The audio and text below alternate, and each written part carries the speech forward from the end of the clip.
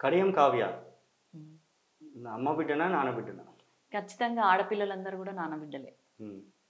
99% అంతే ఉంటారు. హ్మ్. ఎక్కడో కొందరు మాత్రమే తల్లి, అంటే తల్లికి కూడా అంతే ఇంపార్టెన్స్ ఉంటుంది కానీ ఎందుకో ఒక 2-3% అట్లా ఎవరైనా సరే కొంచెం అమ్మాయిలకి ఫాదర్ పట్ల ఎఫెక్షన్ ఎక్కువ ఉంటుంది. హ్మ్. అంటే పర్టికులర్గా మీకైతే నాన్న బిడ్డ. హ్మ్. హ్మ్. అమ్మ నుంచి ఎలా ఉండే అంటే తనే మీరు గెలిచినాక? తను చాలా హ్యాపీగా ఫీల్ అయింది. హ్మ్. తను ఎక్కువ మాట్లాడదు కానీ తను చెప్పిన 1-2 మాటలు కూడా చాలా ఎఫెక్టివ్ ఉంటాయి అన్నమాట. అప్పుడు నేను గవర్నమెంట్ జాబ్ వదిలేసినప్పుడు కానీ లేకపోతే మనము ఇక్కడ బీఆర్ఎస్ నుంచి వద్దు అన్నప్పుడు రోజు నేను బాధపడినాను.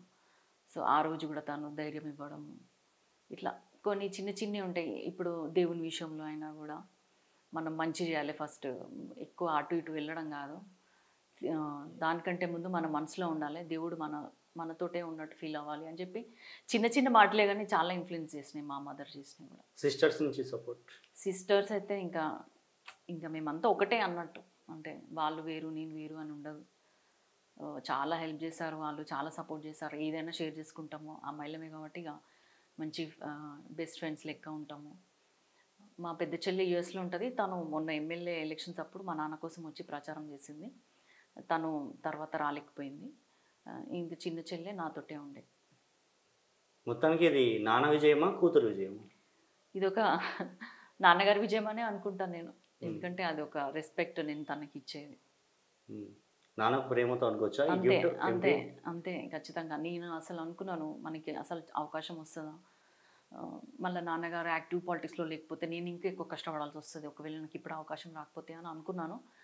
కానీ తను యాక్టివ్ పాలిటిక్స్లో, తను యాక్టివ్గా ఒక ఎమ్మెల్యే ఉన్నప్పుడు నేను కూతురుగా ఎంపీగా ఉండడము నేను అనుకునేదాన్ని. ఎందుకంటే తనకున్న నాలెడ్జ్కి ప్రతి ఒక్కరు కూడా, మొన్న రేవంత్ రెడ్డి గారు సీఎం గారు కూడా సభలో అన్నారు తన ఎక్స్పీరియన్స్ మాకు కావాలని. అదేవిధంగా నేను కూడా ఆశించిన, ఎందుకంటే ఒక్కొక్కసారి చాలా మేము ఇంట్లో ఉన్నప్పుడు ఫోన్ కాల్స్లో వాళ్ళకి వీళ్ళకి సలహాలు సూచనలు, లేకపోతే ఇది ఇట్లా చేయండి అట్లా చేయండి అని మనకు ఉన్న నాయకులకి ఎమ్మెల్యేస్కి లేకపోతే ఇంకెవరికైనా సలహాలు ఇచ్చినప్పుడు నాకు అనిపిస్తుంది నేను ఆ పొజిషన్లో ఉండి నేను కూడా నేర్చుకోవాల్సింది, ఇంకా నాకు ఎప్పుడు వస్తుంది టైము, నేను ఎప్పుడు నేర్చుకోవాలి, మా నాన్నకున్న ఈ నాలెడ్జ్ నాకు కూడా ట్రాన్స్ఫర్ అవ్వాలి కదా అని ఎప్పుడు అనుకునేదాన్ని.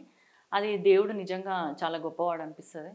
అది నాకు 2 రకాలుగా ఇచ్చిండు. నన్ను ఒక పొజిషన్లో నిల్చోబెట్టిండు, అదేవిధంగా నాకు ఏదైనా తెలియని విషయాలు మా నాన్న ద్వారా తెలుసుకునే విధంగా కూడా నాకు అవకాశం కలిగింది. ఇప్పుడు కడియం ఫ్యామిలీ నుంచి కావ్య ఎంటర్ అయినాక ఎంపీగా గెలిస్తే కడియం శ్రీగారికి మళ్ళీ మంత్రి పదవి అని ఒక టాక్ వినబడుతుంది. అంటే కావ్య ఎంపీ అయినాక నాన్నకి మంత్రి పదవి గిఫ్ట్ ఇవ్వబోతుందా? అది మనం చెప్పలేము. ఫస్ట్ మా నాన్నగారికి అయితే ప్రస్తుతం ఎమ్మెల్యేగానే ఉండి అభివృద్ధి చేసుకోవాలన్నదే తన ఎజెండా ఉంది.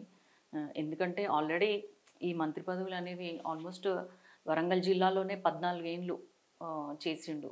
2 సార్లు మంత్రిగా, ఒకసారి డిప్యూటీ సీఎంగా చేసినారు. 14 ఏళ్ళు వేసినారు కాబట్టి తనకేమీ అది అంటే ఏదో గొప్పగా అది ఆశగా అది రావాలి నాకు చేయాలని కాదు. కానీ ఇద్దరిని గెలిపించారు గన్పూర్ ప్రజలు కాబట్టి వాళ్ళకి నేను ఇదే నా చివరి ఎన్నికలు, వాళ్ళకి నేను చెయ్యాలి.